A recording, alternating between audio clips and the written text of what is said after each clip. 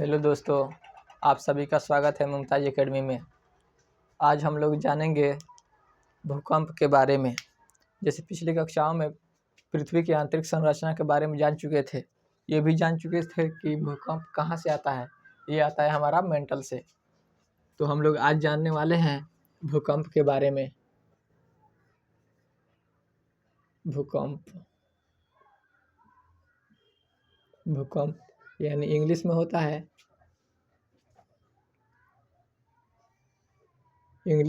है अर्थक्वेक।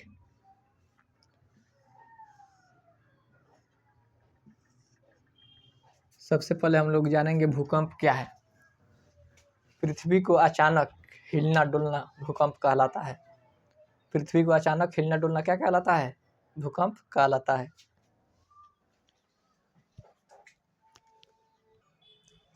पृथ्वी का अचानक हिलना डुलना क्या कहलाता है? भूकंप कहलाता है। सबसे पहले भूकंप कहाँ से उत्पन्न होता है? उस जमीन के अंदर मेंटल से उत्पन्न होता है। परिभाषा लिख दें, आप लोग बताइए तो। भूकंप क्या कहलाता है? पृथ्वी को अचानक हिलना डुलना क्या कहलाता है? भूकंप कहलाता है। सबसे पहले जहाँ से भूकंप मतलब उत्पन्न होता है उसको हम लोग कहते हैं फोकस यानी मूल। जैसे मान लिया जाए यहाँ से हमारा भूकंप शुरू हो रहा है, यहाँ ज़मीन के अंदर। जैसे मान लिया जाए ये ज़मीन का परत हो गया, परत के अंदर ये हो गया ऊपर पट्टी यानी क्रस्ट, इधर हो गया मेंटल। तो मेंटल से यहाँ से क्या हो रहा है? भूकंप निकल रहा है। मान लिया जाए यहाँ दो प्लेटों के कगार यहाँ हैं, दो बड़े बड़े प्लेट यहाँ मिल रहे हैं। तो यानी कि यहाँ जब टकराता है या फिर रगड़ता है दोनों प्लेट, तो क्या होता है? भूकंप उत्पन्न होता है। जैसे मान लिया जाए भूकंप यहाँ से उत्पन्न हो रहा है और यहाँ से क्या हो रहा है? ऊपर की तरफ यानी पृथ्वी तल पर यानी ऊपर क्रस्ट पे आता है। जैसे यहाँ से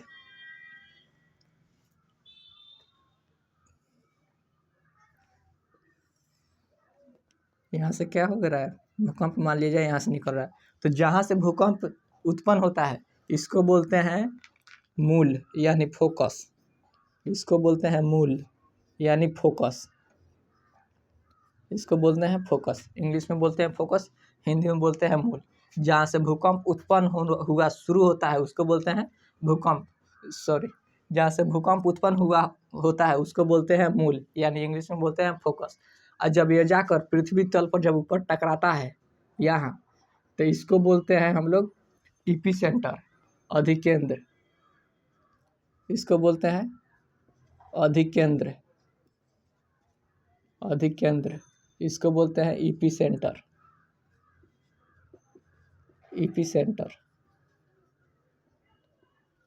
इसको बोलते हैं ईपी सेंटर। यहाँ तक किसी को दिक्कत? यानी कि यहाँ से भूकंप उत्पन्न हुआ जमीन के अंदर आते आते, यानी जहाँ हम खड़े हैं, जैसे मान लिया हमारे जहाँ खड़े हैं इसके अंदर भूकंप उत्पन्न हुआ, तो फिर जस्ट ऊपर जो सबसे निकट वाला जगह होता है, जैसे इधर नहीं, यहाँ से सबसे ऊपरी भाग, इसको बोलते हैं ईपी सेंटर यानी अधिकेंद्र। जैसे 2015 में भूकंप आया था, आप सभी को भी याद होगा।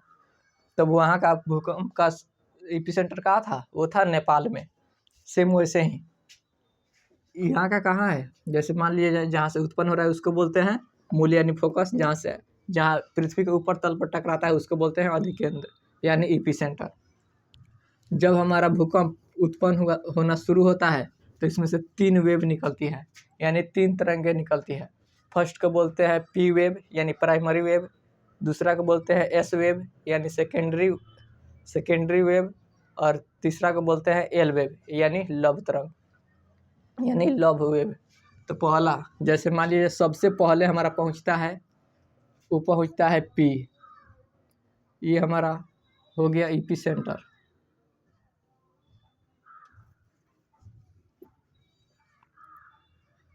जैसे सबसे पहले ये वाला हो गया, उसके बाद ये वाला, उसके बाद ये वाला, यानी यहाँ के भाग को हम लोग क्या कहते हैं? इसको बोलते हैं ईपी सेंटर। ये वाले भाग क्या कहलाता है? ईपी सेंटर यानी अधिकेंद्र। इंग्लिश में बोलते हैं ईपी सेंटर। इसको बोलते हैं ईपी सेंटर जहाँ पे यहाँ पे सबसे पहले कौन सा तरंग पहुँचता है, ये पहुँचता है पी। कौन पहुँचता है, पहुँचता है पी। तो हम लोग पी को बोलते हैं प्राइमरी वेव। ये वाला पी, ये हो गया पी, यहाँ पे लिख दे रहा है पी, पी वेव। और दूसरा पहुँचता है, उसके बाद जस्ट पहुँचता है दूसरा यानी एस वेव, इसको बोलते हैं सेकेंडरी वेव। यस। और सबसे लास्ट में पहुँचता है, वो पहुँचता है एल वेव, इसको बोलते हैं लव तरंग, लव वेव। इसको प्राइमरी लिख दें, प्राइमरी, इसको सेकेंडरी, इसको बोलते हैं लव वेव।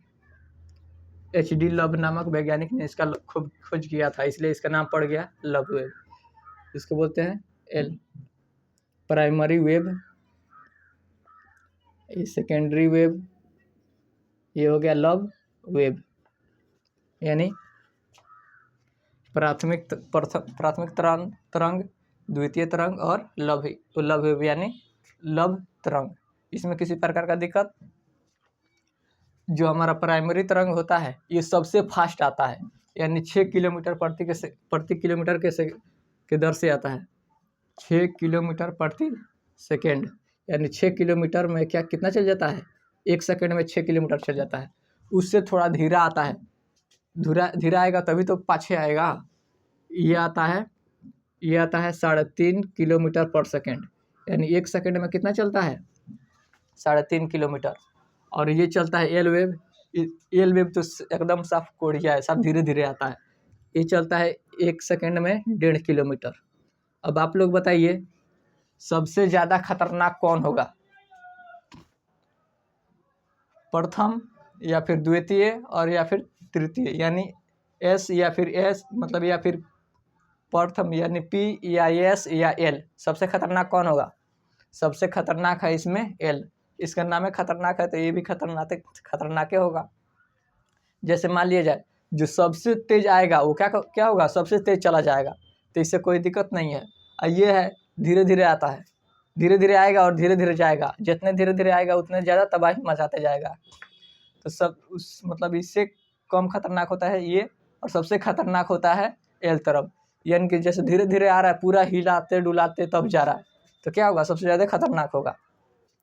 जैसे आप लोग क्लासरूम में पढ़ रहे हैं, उसमें अचानक एक सांप घुसे, सांप इधर से घुस रहा है और उसके बाद यहाँ निकल गया, इस रास्ते से आया, इस रास्ते से निकल गया।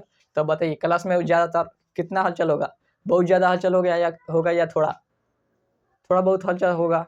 और वैसे ही फिर एक सांप घुसे और उसमें थोड़ा सा घूम के चले जाए तो थोड़ा उससे ज़्यादा हलचल होगा। और कोई सांप आए उसी रूम में घुसकर और थोड़ा और पूरा रूम में घूमने लगे, तब सबसे ज़्यादा किस में हलचल होगा ये, यानी कि जो जितना धीरे धीरे आएगा वहीं क्या करेगा, सबसे ज़्यादा खतरनाक होगा। ये होता है अनुदैर्घ्य, एग्जाम में पूछता भी है, याद कर लीजिए लोग। ये होता है अनुदैर्घ्य तरंग, अनुदैर्घ्य तरंग। ये होता है अनुप्रस्थ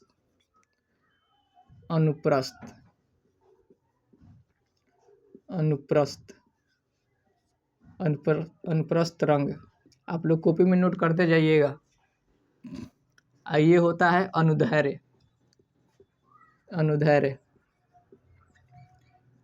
जो पी वेव होता है, प्राइमरी वेव, ये तीनों माध्यम में चल सकता है, ठोस, द्रव और गैस, तीनों में चल सकता है।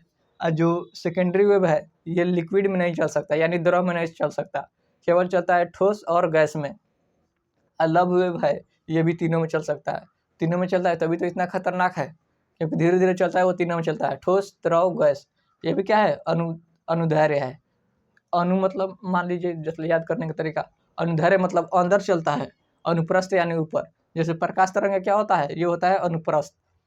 तो पूछता है एग्जाम में, प्रकाश तरंग कौन सा होता है, अनुप्रस्थ भी होता है और एक होता है चुंबकीय तरंग भी होता है, यानी छोटे छोटे कण भी है, प्रकाश कण भी है और तरंग भी है, इसलिए उसको याद करते रहिएगा लोग।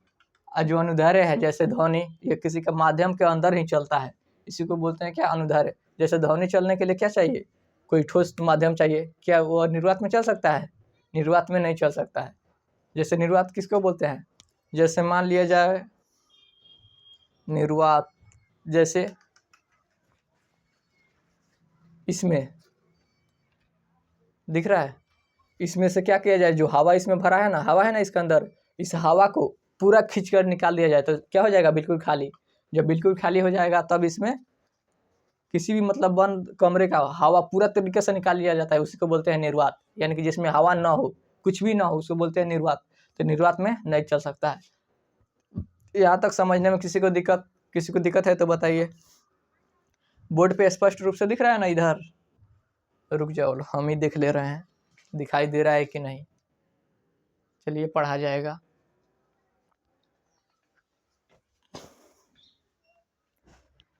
चलिए बताइए तो कमेंट बॉक्स में किसी को दिक्कत है, किसी को दिक्कत है तो बताइए।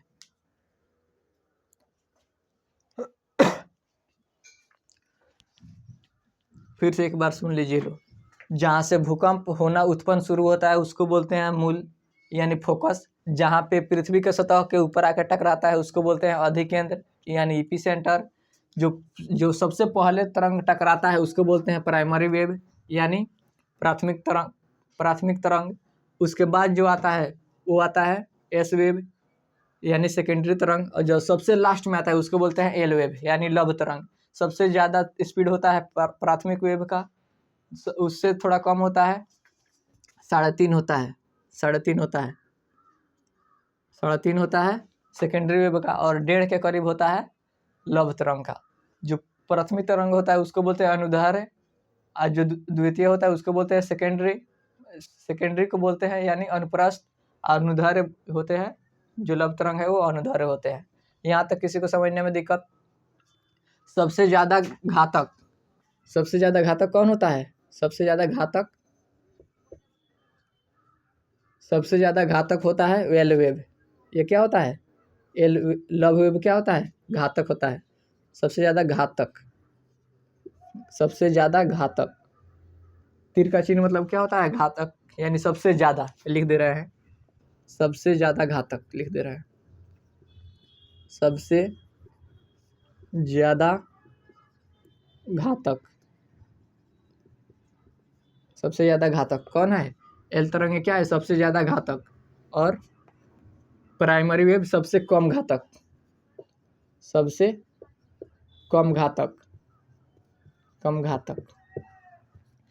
और जो बीच वाला है वो नॉर्मल है। यहाँ तक किसी को दिक्कत, आप बताइए तो जल्दी कमेंट बॉक्स में बताइए तो।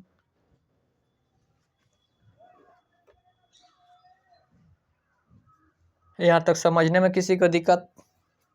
जो प्राथमिक वेव है ये चल सकता है ठोस यानी सॉलिड, एल यानी लिक्विड, जी मतलब गैस। ठोस द्रव गैस तीनों में चल सकता है।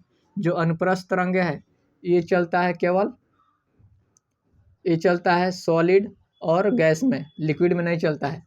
ये चलता है ठोस द्रव गैस यानी तीनों में, सॉलिड लिक्विड गैस। यहाँ तक किसी को दिक्कत है तो बताइए। अब इसको मिटाना है, जल्दी आप लोग बताइए किसी को दिक्कत है। सबसे ज़्यादा भूकंप कहाँ आता है, सबसे ज़्यादा भूकंप आता है जो नीचे प्लेट है, प्लेटों के किनारे पे जब समायोजन होता है तब आता है, सबसे ज़्यादा उस पे आता है। या फिर जहाँ नया पर्वत बना रहता है वहीं पे भूकंप आता है। जैसे हमारा नवीन पर्वत क्या हो गया, हिमालय, इसी में हमेशा क्या होता है, भूकंप आते रहता है, जो कि बगल में पड़ता है नेपाल। इसीलिए थोड़ा हम लोग को भी क्या करता है, थोड़ा हिला देता है, इसी के कारण हिला देता है। भूकंप का अध्ययन क्या कहलाता है, कोई बताएगा। भूकंप का अध्ययन क्या कहलाता है, अध्ययन क्या कहलाता है, ये कहलाता है सिस्मोलॉजी। भूकंप का अध्ययन क्या कहलाता है, सिस्मोलॉजी कहलाता है,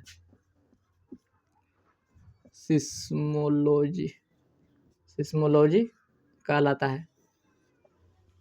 भूकंप जब आता है जिसको हम लोग मापते हैं वो किस उपकरण का इस्तेमाल करके मापते हैं, कोई बताएगा, बताइए तो कमेंट बॉक्स में।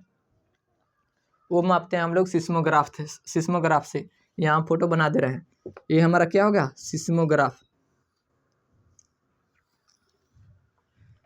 स्पष्ट रूप से दिखाई दे रहा है ना। जैसे मान लिया जाए ये क्या हो रहा है, जैसे भूकंप आ रहा है, क्या है, भूकंप आ रहा है। ऐसे ही ये क्या है हमारा सिस्मोग्राफ, सिस्मोग्राफ। भूकंप जब आता है उसे किस यंत्र से मापते हैं, उसको मापते हैं सिस्मोग्राफ से। किस यंत्र से मापा जाता है, सिस्मोग्राफ। जिस यंत्र से मापा जाता है उसमें एक साइड में मापक मतलब मापने वाला लगा रहता है, जिसको हम लोग बोलते हैं, यानी स्केल लगा रहता है, जिसको हम लोग बोलते हैं रिक्टर स्केल। इसमें 0 से लेकर लगभग 10 से ज़्यादा अंक इस पे रहता है। पहला हो गया 0, उसके बाद 1, उसके बाद 2, उसके बाद 3, 4, 5, 6, 7, 8, 9, 10। यानी जो भूकंप, ये सबसे ज़्यादा हो गया, अभी तक इतना नहीं आया है, समझ लेकिन ये ठीक है। जैसे ये सबसे ज़्यादा कहाँ पे है, यहाँ पे है, यानी लगभग 8 के करीब है। सबसे ज़्यादा किस पे है, 8 पे। यानी 8 पे क्या आया, बहुत खतरनाक भूकंप आया है। जो 7 होता है, ये वाला 7 से ऊपर वाले आने वाले भूकंप को क्या नापा जाता है, सबसे खतरनाक भूकंप माना जाता है। और जो पीछे वाला है इससे लगभग, जैसे मान लीजिए 6 है, 6 से ज़्यादा 7 है, यानी 7 एक, इसमें कितना बढ़ रहा है, 1 बढ़ रहा है। 1 बढ़ने का मतलब है इसमें 10 गुना, यानी 6 तीव्रता का अगर भूकंप आया तो मान लिया जाए 6 तीव्रता का भूकंप आया जिसमें कितना 10 घर गिराया है, तो वहीं 7 तीव्रता का आएगा तो कितना घर गिराएगा, 10 गुना, यानी 100। 7 आएगा तो कितना गिराएगा, 100। और फिर अगर 8 आ गया तो कितना गिराएगा, लगभग 1000 घर गिराएगा। अब आप लोग देख सकते हैं पिछले से अगला कितना पावरफुल होते जा रहा है, केवल 10 गुना, यानी एक बार 10 गुना का फर्क है, इतना ज़्यादा पावरफुल है। इसको बोलते हैं, जिस स्केल पे नापते हैं इसको बोलते हैं रिक्टर स्केल। ऐसे लिख दे रहे हैं, रिएक्टर स्केल, रिएक्टर स्केल।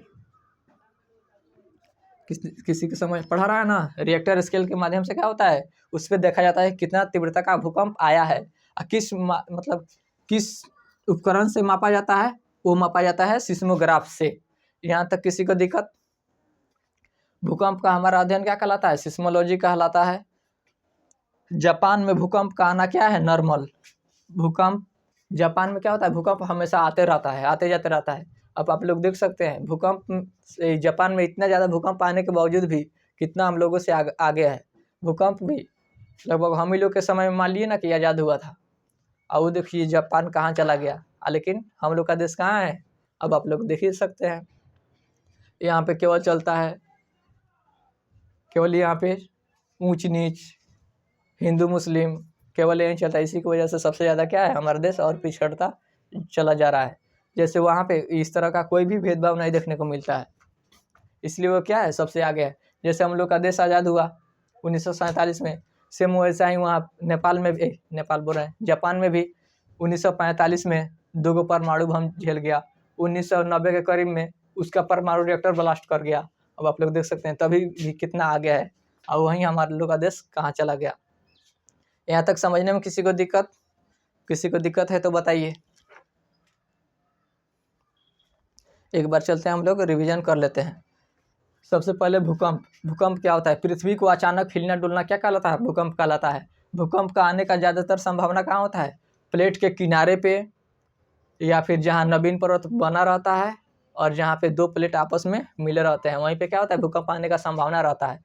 जब भूकंप आना उत्पन्न होता है तो वहाँ जहाँ नीचे भूकंप उत्पन्न होता है उसको बोलते हैं हम लोग मूल, यानी कि फोकस।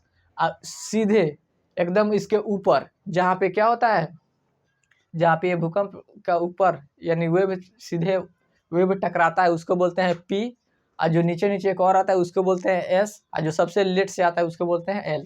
यानी सबसे ऊपरी वाले भाग जहाँ टकराता है उसको बोलते हैं अधिकेंद्र, यानी एपिसेंटर।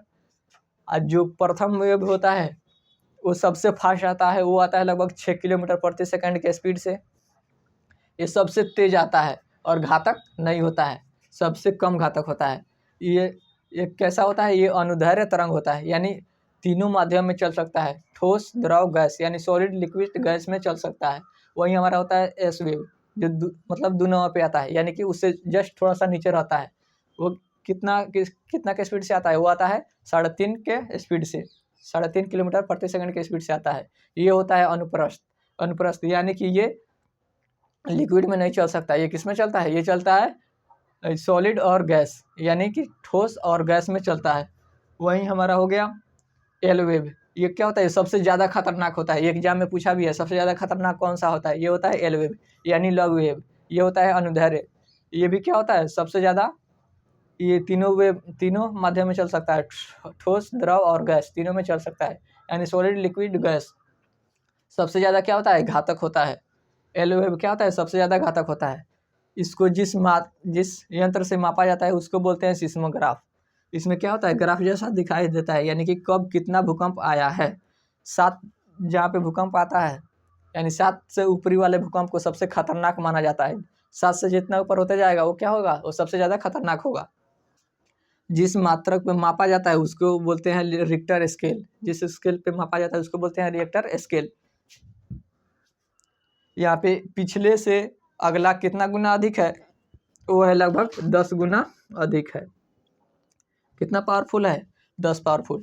आज जो 1 और 2 लगभग इतना भूकंप हम लोग रोज झेलते हैं। जैसे कोई थोड़ा मोटा ताजा गया आदमी, वो चलेगा तो कितना का भूकंप आ जाएगा, वो लगभग 3, 4, 2, 3 का इतना का भूकंप आ जाएगा। बगल से जैसे मान लिया हम जा रहे हैं और ट्रक जा रहा है, वो लगभग 4, 5 का उतना ही भूकंप ला देता है। जैसे आप लोग ध्यान से सुनिएगा, अगर कोई बगल से ट्रक गुजरेगा, लग रहा है हिल रहा है, तो लगभग कितना का होता है, वो 5, 4, 5 के रेंज में वो होता है। इतना नॉर्मल इंसान चलता है तो 2, 3 का भूकंप आते रहता है, और कोई मोटा ताजा आ गया तो 4, 5 ला देता है। यहाँ तक समझने में किसी को दिक्कत है तो बताइए, कमेंट बॉक्स में बताइए तो दिख रहे हैं।